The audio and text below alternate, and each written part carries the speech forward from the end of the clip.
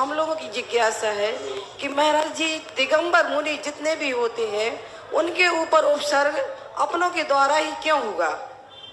जैसे सुखमाल मुनि को ससुर ने उपसर्ग किया, और जैसे सुखमाल मुनि दिगंबर मुनियों पर अपनों ही के द्वारा उपसर्ग क्यों हुआ? दूसरे तो करें। अरे भाई, घर का वेदी लंका ढाए, पराया हमेशा दूसरा। वो कहते हैं ना कि अपने व्यक्ति जितने सगे होते हैं उन्हीं से तो दगा होता है। भाई जैसा मीत नहीं और भाई जैसा बैरी नहीं, क्योंकि जो निकटवर्ती होते हैं वही तो जलेंगे, उन्हीं को तो ईर्ष्या होगी, वही तो कंपटीशन करेंगे, उन्हीं के मन में तो क्लेश भाव आएगा, पड़ोसी को क्या लेना देना है। तो जितने भी है, राग जब देश में बदल जाता है तो वो बैरी जन्म जन्मांतरों तक जाता है। इसलिए निकटता होने से, कहते ना, अधिक निकटता होने में ही तो परेशानी है। और जो निकटवर्ती है उसी को तो ईर्ष्या होगी, जलन होगी। जितने तुम लोगों में भाई भाई में झगड़े होते उतने पड़ोसियों से नहीं होते, क्योंकि विवाद होता है सब इसलिए, क्योंकि बाजू वाले से ही तो कंपटीशन करोगे आप, दूसरे वाले से क्या कंपटीशन करोगे। और यही सबसे बड़ी कमजोरी है, क्योंकि जितने लोग अपने लोग हैं उन्हीं लोगों से हमेशा घर टूटा है, घर में लगा दी आग, घर के चिरागों ने। घर टूटता है घर से ही, सब में यही है। चाहे तुम्हारा महाराज उपसर्ग की बात हो तो उपसर्ग अपने लोगों ने तो किए हैं, सब अपने लोग करते। संग टूटते हैं तो संग में ही कोई टूटता है, संग में ही कोई हो जाता है। और परिवार टूटते हैं तुम्हारे तो परिवार से टूटता है। और फिर आप लोग तो बोलते हैं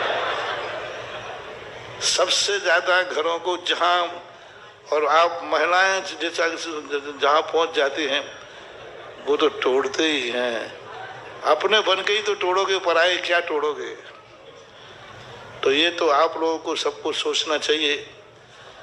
देखो, मैंने तो अक्सर का देखा है, तुम्हारे घरों में भी टूटता है तो तुम लोगों में जब से भाई भाई में कम झगड़ा होता है, आप लोगों में ज्यादा हो जाते हैं। अपने लोगों में टूटना नहीं चाहिए। अपना बनाया है तो तोड़ने के लिए नहीं बनाना। जब भी कोई टूटते हैं तो ऐसे टूटने की परंपराएं हैं, और कई बार टूटने में कारण बनते हैं जल, जोरू और जमीन, ये तीन कारण बन जाते हैं। जहां पर स्त्रियां आगे आ जाती हैं वे घर टूट जाते हैं। संघों में भी यदि आरिकाओं की और ब्रह्मचारियों की चलने लग जाए तो वे संघ भी टूट जाते हैं। अक्सर कर संघ टूटते हैं। बौद्ध ने कहा था कि जब बौद्ध के यहाँ भिक्षुणी बनाना शुरू किया उनके शिष्यों ने, तो बौद्ध ने कहा था कि अभी तक ये संघ हजारों वर्ष तक चलेगा, और अब संघ में जाकर के स्त्रियों का प्रवेश हो गया तो बौद्ध धर्म भारत से 500 वर्ष से ज्यादा नहीं चलेगा।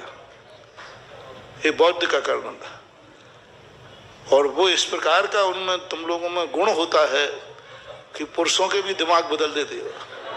ये बहुत गॉड गिफ्ट है इनके पास। महिलाएं पीछे पड़ जाए तो पुरुषों के दिमाग बदल ही देती है, पता नहीं क्या गॉड गिफ्ट लेके आते। संघों में आरिकाओं की ब्रह्मचारी की चल जाए तो साधुओं के भी दिमाग बदल देती है। चाहे भले वो आरिका बन जाए लेकिन दिमाग बदलने में माहिर होती है। और संघ में कोई भी, तुम्हारे घरों में भी कोई बन जाए तो ये सब कारण है। यही विनाश का कारण है। अंत में पछताना पड़ता है। जब परिवार टूटता है, संघ टूटता है, और फिर जब उपसर्ग होते हैं तब बाद में हर व्यक्ति, उपसर्ग करने वाले को उपसर्ग जिस पे किया जाता है वो तो जैसे तैसे समता भाव करके अपना बेड़ा पार, लेकिन जो उपसर्ग करता है उसकी जो दुर्दशा होती है, आंसू पोंछने वाला नहीं मिलता।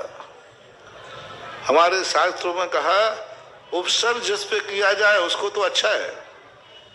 उपसर्ग तो निर्जरा होती है, सहिष्णुता की परीक्षा होती है। वह साधु में निखार आता है नाश तो उपसर्ग करने वाले का होता है। करने वाले का क्या ऐसा नाश होता है कि भव भवांतर तक भी उसके कोई आंसू पहुंचने वाला नहीं मिलता। इसलिए उपसर्ग जिन पर किए जाए उसका कोई विकल्प मत करो। जो उपसर्ग कर रहा है वो दया का पात्र है। जब वो भोगेगा साधुओं को अशांत करना, उनको क्लेश कराना, संघों में फूट डाल देना, साधु पे उपसर्ग करना, ये सब दुर्गति के कारण होते हैं, ऐसा मानना।